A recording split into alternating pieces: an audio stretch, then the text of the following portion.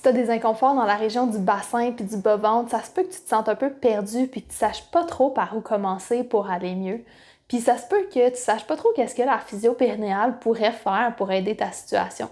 Fait qu'on va aller démêler tout ça ensemble parce que dans cette vidéo, je vais te présenter mes 5 stratégies de traitement que je trouve primordiales à inclure dans tout suivi en physiothérapie pour des inconforts dans la région du bassin puis du bas-ventre.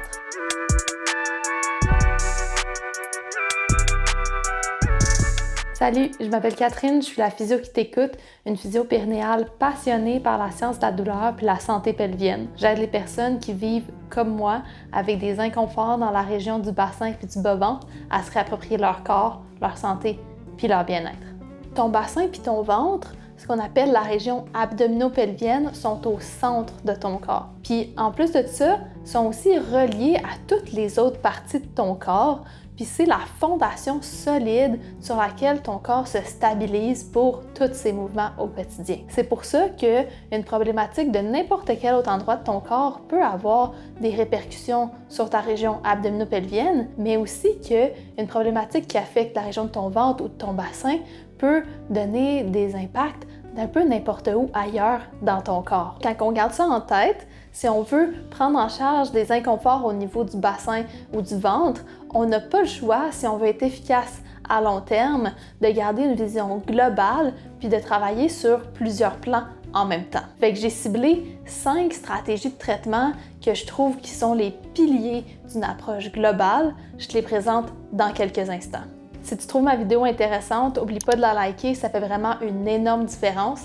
Puis assure-toi de rester jusqu'à la fin parce que je vais aussi te parler du rôle que toi, tu peux jouer dans ta réadaptation pour la rendre encore plus efficace. Première stratégie, l'amélioration de la mobilité. Pour améliorer la mobilité, on peut travailler de différentes façons en même temps. Donc, on peut travailler à relâcher des tensions musculaires, autant localement qu'à distance aussi, avec les grandes chaînes musculaires. Nos muscles ne travaillent pas de façon isolée, ils travaillent toujours en équipe. Donc, des fois, il faut aller relâcher des tensions un peu plus loin pour aider dans la zone d'inconfort. On peut aussi travailler à diminuer des adhérences. Donc, par exemple, si tu as déjà eu une chirurgie ou si tu as une condition comme de l'endométriose ou le syndrome des ovaires polykystiques ou ce genre de choses, ça se peut que tu aies des adhérences qui fait que tes différents tissus glissent un peu moins bien les uns par rapport aux autres. Donc ça, on peut aller travailler aussi à mobiliser tout ça pour redonner de la mobilité à tes tissus. On peut aussi travailler à donner de la mobilité à tes nerfs en mobilisation neurale. Ça, c'est un petit peu plus touché. C'est quelque chose qu'on veut vraiment faire avec de l'accompagnement pour s'assurer qu'on le fait de la bonne façon. Mais ça, c'est toutes différentes façons qu'on peut travailler à redonner de la mobilité à ton corps. Deuxième stratégie, l'amélioration de l'efficacité musculaire. Pour une bonne efficacité musculaire, ça prend pas juste de la force, ça prend aussi de l'endurance, ça prend aussi une bonne coordination, ça prend que les muscles se contractent au bon moment puis se relâchent aussi au bon moment. Donc on peut aller travailler un peu sur tout ça.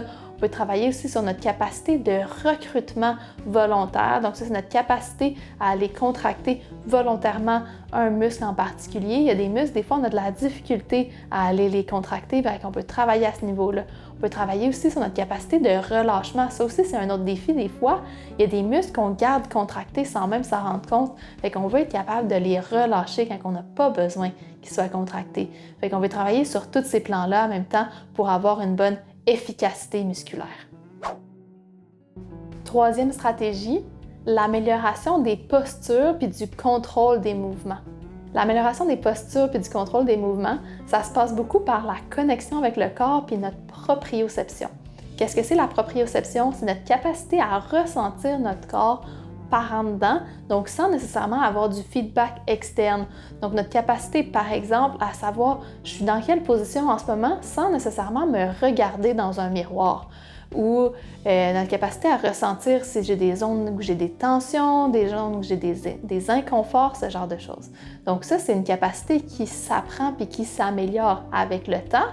Puis, c'est un très bon outil à développer pour être capable de mieux contrôler nos mouvements puis mieux contrôler nos postures au quotidien.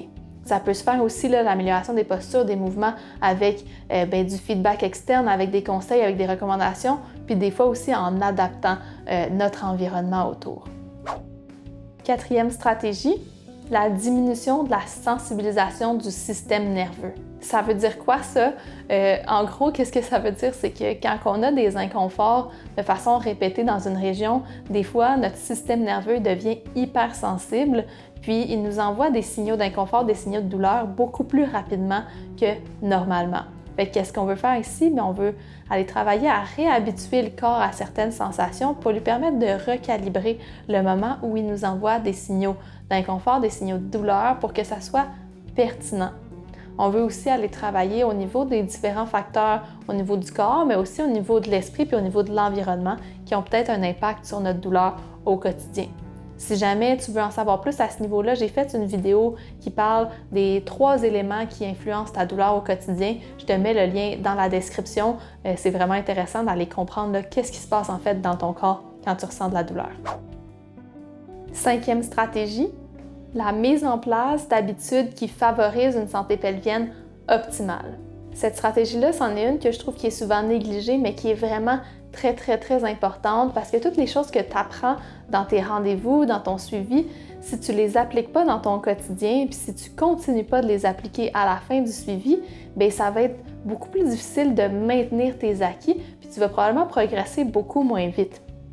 Fait que qu'est-ce qu'on veut faire à ce niveau-là? Bien, on va vouloir discuter pour essayer de voir comment est-ce qu'on peut adapter ces apprentissages-là à ton quotidien pour que ça soit réaliste pour toi de le faire dès maintenant, mais aussi de continuer de le faire à long terme. Puis ça se passe par des discussions, par de l'éducation, par des réflexions ensemble. Donc ça, c'est vraiment quelque chose que je trouve qui est très important puis que moi, je mets vraiment beaucoup de l'avant dans ma pratique. Plus tôt dans la vidéo, je t'ai dit que j'allais te parler du rôle que toi, tu peux jouer dans ton suivi pour le rendre encore plus efficace.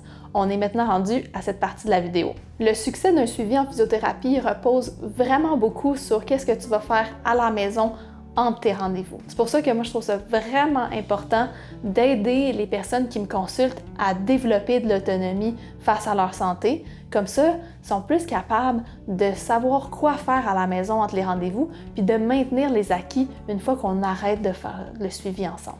Si ça t'intéresse, voici comment tu pourrais commencer dès maintenant à développer ton autonomie en 3 étapes. Premièrement, apprends à comprendre ton corps et tes symptômes. Deuxièmement, apprends à ressentir ton corps et ses besoins. Puis troisièmement, apprends à appliquer tout ça dans ton quotidien. Si ça te parle tout ça et que tu aurais envie d'être accompagné dans ton processus pour développer ton autonomie, je t'invite à aller découvrir mes différents services sur mon site web. Je te mets le lien dans la description. À bientôt!